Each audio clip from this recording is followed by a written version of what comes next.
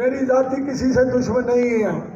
لیکن میرے ساتھیوں کے خلاف، میرے قافلے میں شامل ہونے والے لوگوں کے ساتھ طرح طرح کی باتیں کی جا رہی ہیں۔ کبھی کسی کا پوسٹر جو ہے نا وہ پھاڑا جا رہا ہے۔ جب وہ گھبرا کے اس طرح کی حرکات کر رہے ہیں، میں انہیں ایک میسج دینا چاہتا ہوں، امن سے رہو گے تو امن رہے گا۔ اگر تم یہ سمجھتے ہو کہ ہم بدامنی پھیلائیں گے تو کوپیں تو پابندی ہے وہ میں نہیں چلا سکتا، لیکن جوتے تمہارے منہ پہ، تمہارے سر پہ۔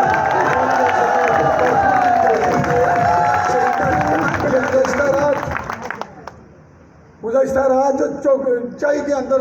واقعہ ہوا،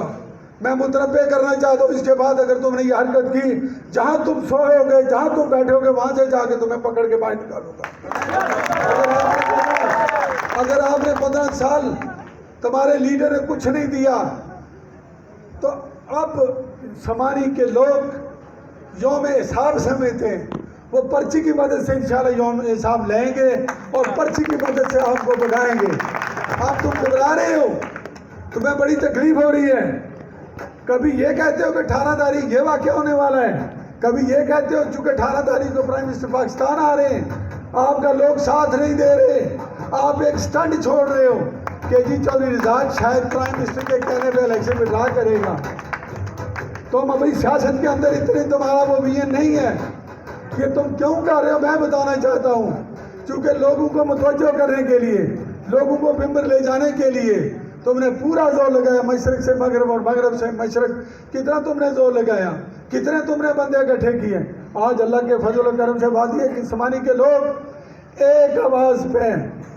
پوری جانبداری سے، پورے جوش و خروش سے لوگ اکٹھے ہوتے ہیں۔ میں نے کسی کو نہیں کہا، میں نے صرف یہ میٹنگ آج کہا تھا، یہ چھوٹی سی میٹنگ تھی جو جلسے کی صورت اختیار کر گئی، اور میں یہ کہنا چاہتا ہوں، مجھے دو باتیں نظر آ رہی ہیں۔ ایک بات یہ نظر آ رہی ہے، جس طرح میں نے 2011 میں الیکشن میں ڈرا کیا پارٹی کی لیڈرشپ کے کہنے کے مطابق لوگوں کی بہتری کے لیے،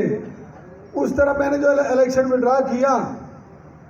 میں سمجھتا ہوں، مجھے نظر آ رہا ہے جس طرح میری اس وقت کی لیڈرشپ مجھے کہہ رہی تھی، آج ان کی لیڈرشپ کہنے میں کوشش کر رہی ہے کہ آپ کا الیکشن نہیں بنتا، آپ الیکشن میں ڈرا کر دیں۔